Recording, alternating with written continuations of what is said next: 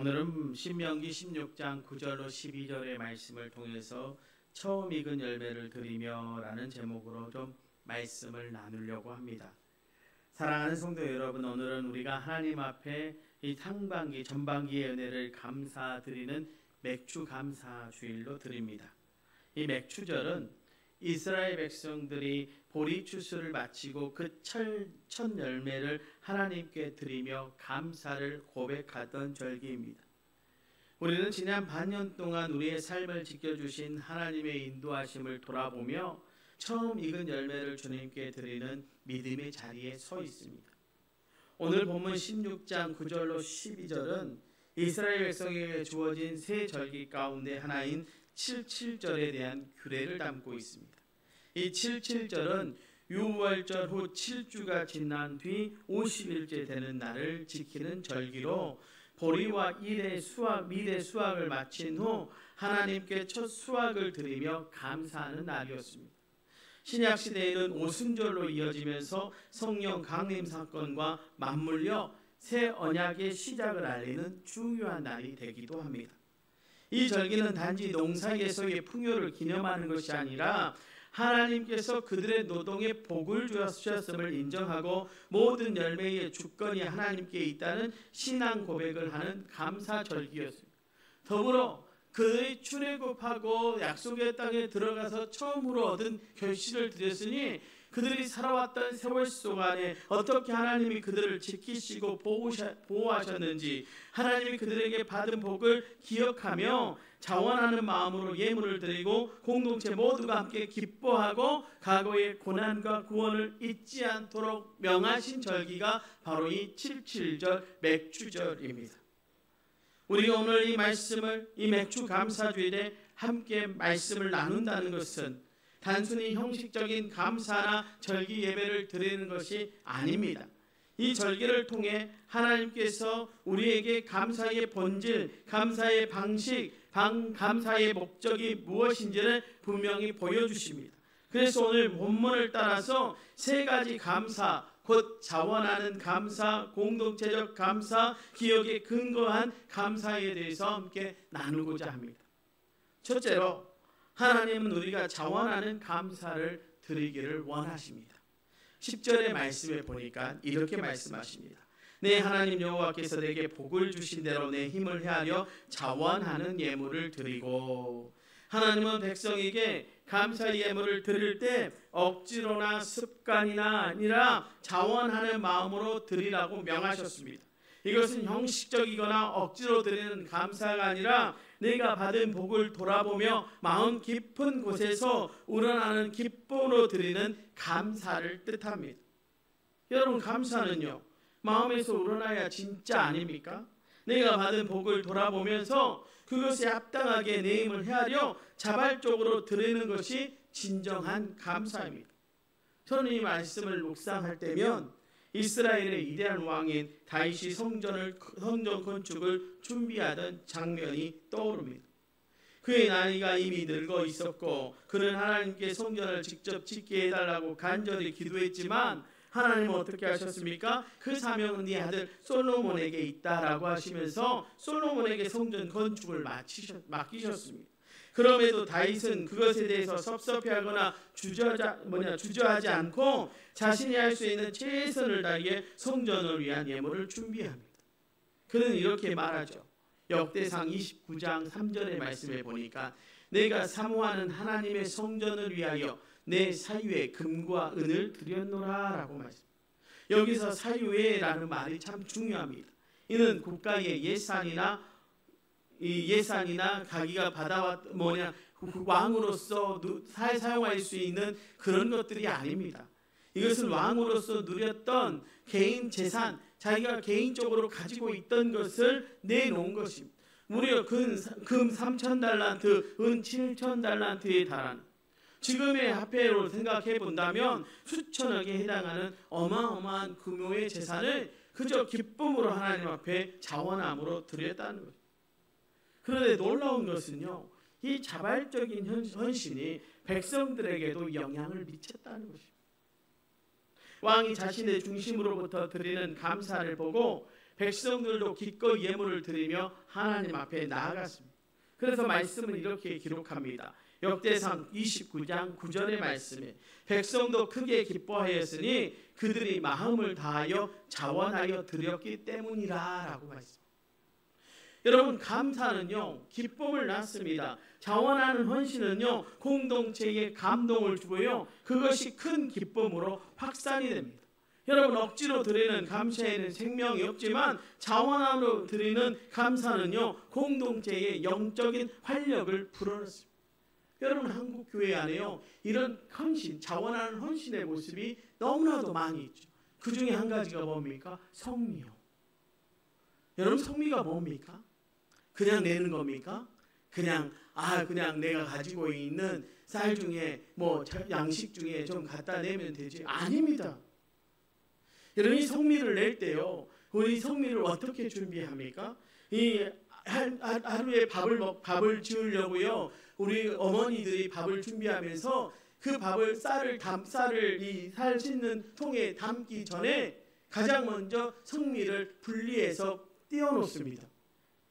이건 하나님께 드리는 거지. 그 말이 가지고 있는 의미는 뭡니까? 우리가 모든 먹고 있는 이 모든 것은 하나님께서 우리에게 주신 거야. 그러니 우리도 하나님께 드려야지. 그러면서 밥을 하기 전에 가장 먼저 성미를 떼어놓고 밥을 합니다. 그리고 그것을 일주일간 모아서 주일날 주님의 전 앞에 가지고 나와서 드리는 것이 성미입니다. 이 성미는 정말로 기쁨으로 아니면 드릴 수 없는 것입니다. 또 성미 안에는 어떤 의미가 있습니까? 어려운 시절에 우리 목회자들을 먹이지 못할 때 이 성미를 통해서 성도들이 목회자들을 섬겼던 것, 자원하는 마음으로 목회자들을 섬기기 위해서 모았던 것이 성미였습니다. 그러죠? 그게 성미입니다. 이것이 성미가 가지고 있는 진짜 의미입니다. 제가 아는 어느 교회에서요 이 성미 때문에 여전도에서 난리가 났습니다. 그래서 담임 목사님을 찾아가서 여전도회가 6여전도회까지 있는데 6여전도회 회장들이 찾아가서 담임 목사님한테 따지듯 이렇게 물었답니다. 목사님, 이 시대가 어느 시대인데 아직도 구닥다리 성미를 드립니까? 그랬더니 목사님이 덜컥 뭐라고 그래요? 그럼 성미를 없앱시다.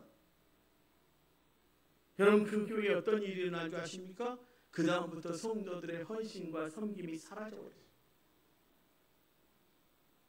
그 교회 권사님들이요 뭐라고 말하냐면, 그래도 그거라도 내가 내서 하나님 앞에 감사드리고, 목사님들 내가 평상시에 섬기지 못하지만 그것 통해서 섬겼는데 이제 이것조차도 못하게 하니 내가 섬길 것이 아무것도 없네.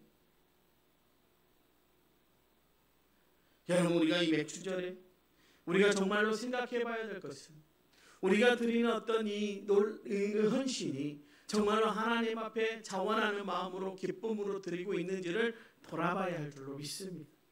그리고 우리 교회 안에 이 성미의 정신을 다시 세워나가야 할 줄로 믿습니다.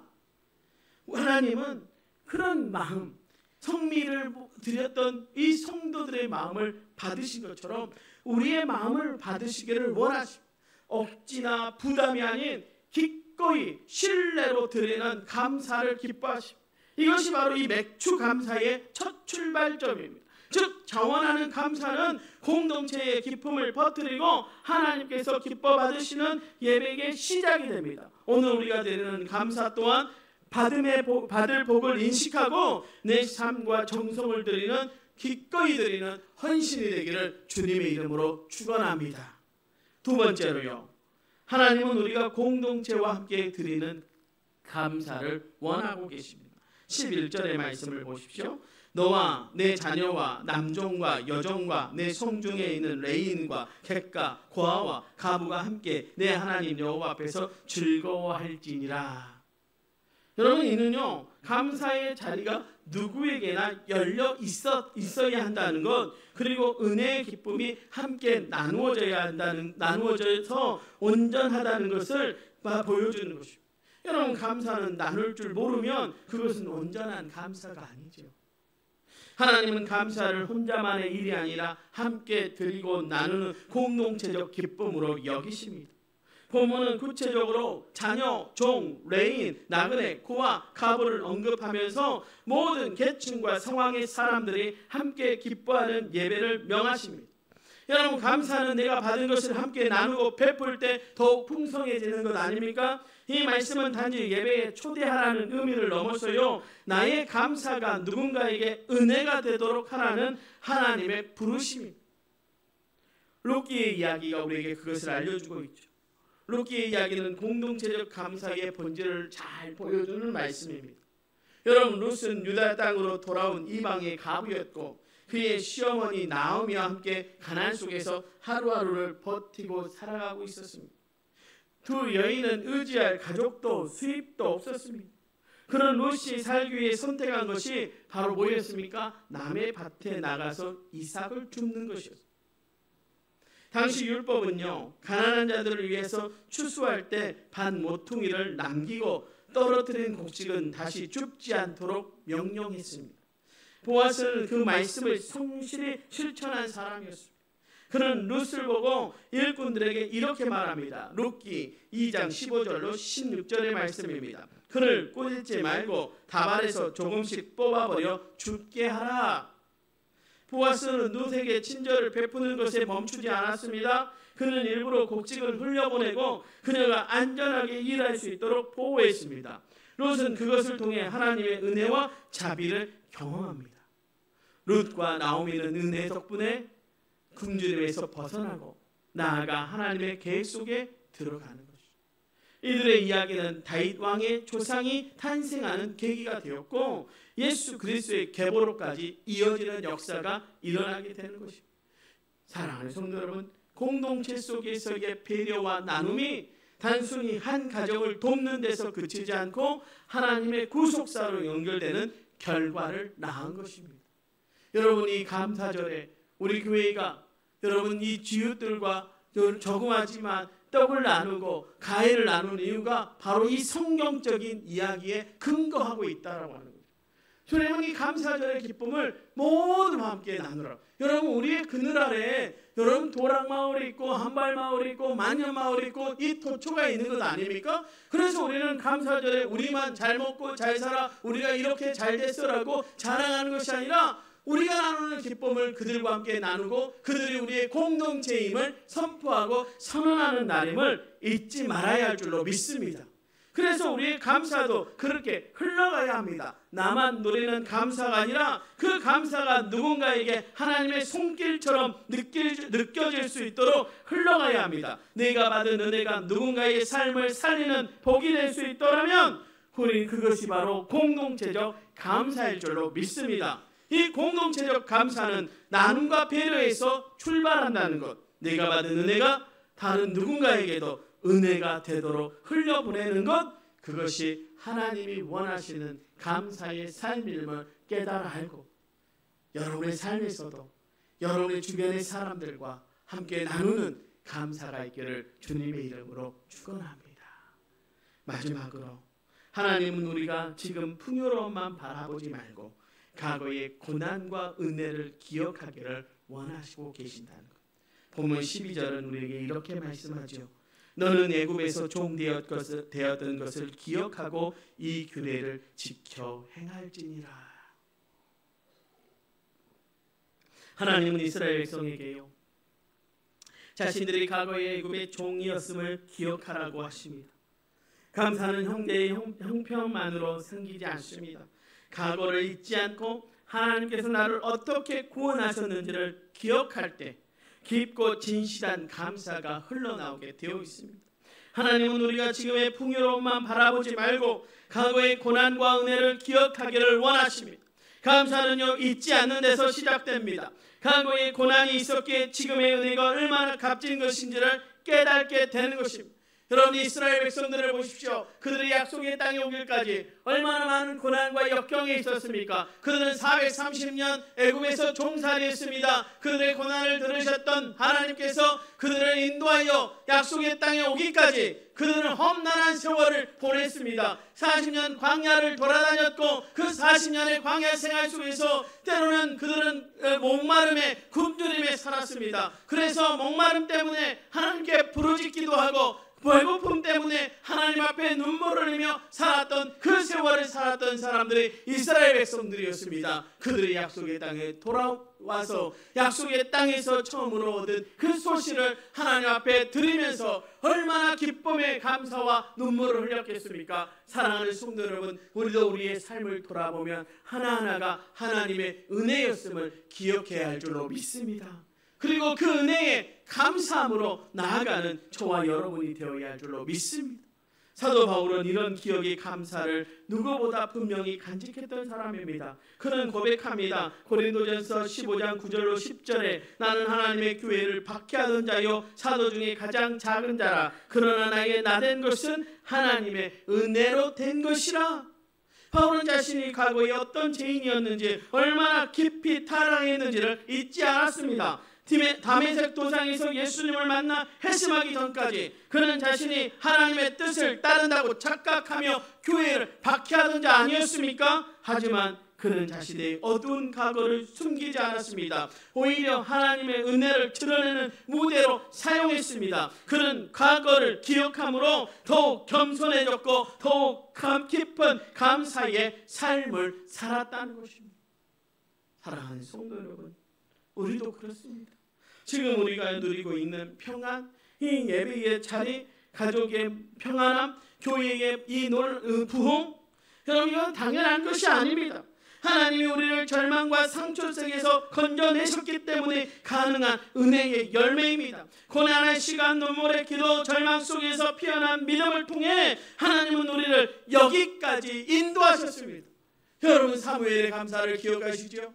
그가 블레셋으로부터 고난당하는 이스라엘 백성들을 블레셋을 이기고 나서 기념비를 세웁니다. 그리고 에베네셀, 하나님께서 여기까지 우리를 도우셨다. 너희는 이 기념비의 에베네셀을 볼 때마다 하나님의 도우심을 감사하고 기억하고 감사하라고 말했던 사실을 저와 여러분이 기억해야 할 줄로 믿습니다. 어쩌면 여러분 우리의 삶의 모든 삶 가운데 우리는 늘 이 에베네셀의 하나님을 경험하고 있는지도 모르죠. 여기까지 도우셨던 하나님, 지금도 도우시는 하나님, 앞으로 우리를 도우실 그 하나님을 끝까지 바라보며 감사함으로 하나님 앞에 나아가는 믿음의 사람들, 우리 도초동국의 귀한 성도님들 되시기를 주님의 이름으로 축원합니다. 사랑하는 성도 여러분, 하나님은 우리가 수확을 다 마친 뒤 남은 것을 드리라고 하지 않으셨어요. 처음 익은 열매를 드리라고 하셨어요.